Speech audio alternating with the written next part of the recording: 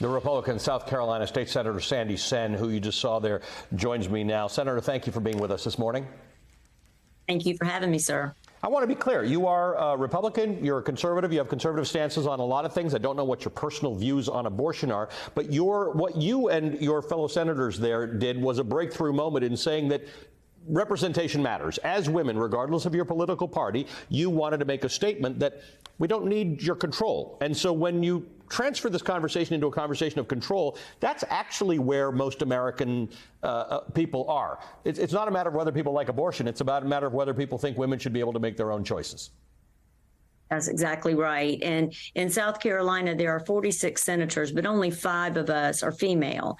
And overall, we only have a 14% representation, even in the House of Representatives. So we are definitely in the minority, and we can band together to be heard across party lines. And we also had 3 male senators that without them, we would not able to make it.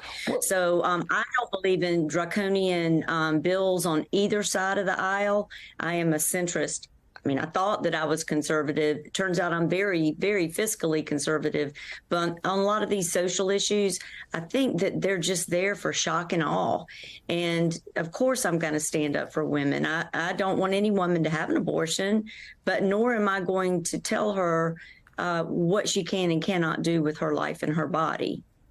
You are independent-minded. You are almost sort of libertarian in the idea that you don't believe that the government or the men who run government should have that role or that voice in women's lives. That's for women to discuss with either their families or their doctor. Exactly. In my state, these folks are wanting, there was a bill that one of them filed and 19 people signed on that said it was murder. They wanted a woman punishable as murder if they had an abortion. And 19 lawmakers signed on to that. So again, that's an example of extremism, and it's just not going to hold. And it's never going to stop a woman from having an abortion, one who's get one. So that's one of the points I tried to make. But our growing frustration is that our leadership brought this to the floor 3 times in under 6 months, costing the state tons of money, costing us to waste so much time. And when I asked him whether abortion was the #1 issue facing our state, he refused to answer me. And then he turned around and told reporters that he would be coming after me in 2024. So I guess 5 senators, females, are too many for him.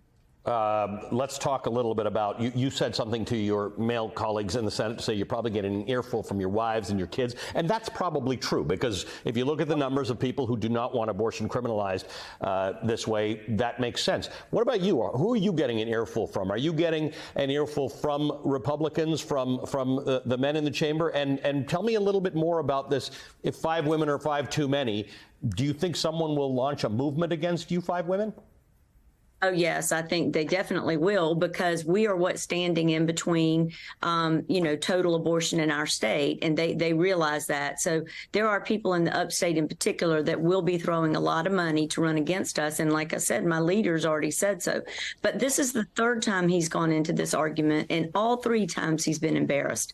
So this year he really got embarrassed for this time, and maybe he will stop it. He's not going to get it passed until 2024. And that is if he gets some of us unelected. And that is if we don't get more women elected to replace some of the men in the chamber. Well, that's where I was going next, because when I was talking to the 2 Justins from Tennessee, one of the things they said is, as a result of their expulsion, lots of people were phoning and saying, how do I get involved in politics? Not just coming to rallies and things like that, but how do I run? How do I get involved? And these moments, these breakthrough moments, tend to be watersheds for those kinds of things. So what happens next for you and some of these women to say this will only work in the future if women are elected to office, and that means women running for office? Exactly. And it's really easier for women to win. I mean, unfortunately, you do have to have money to run, but I can help teach them how to raise money. There are a lot of people that would want to give them money. And as long as they basically stand up for what is right. And again, we don't all walk in lockstep. I mean, some of my Democratic sisters, they would like for abortion to go a little bit further. I'm at 12 weeks. That's just, to me, the best spot that I could land to be in the center. But it's one of those things that we're not ever going to agree. But if more women run, better things are going to happen. In our state, you may not know, 2 weeks after the one of the abortion laws was struck, the first 6-week abortion law was struck by the Supreme Court, our all-male pretty much legislature took out the one female Supreme Court justice. She had to retire. There were 2 females running who were better qualified than the male.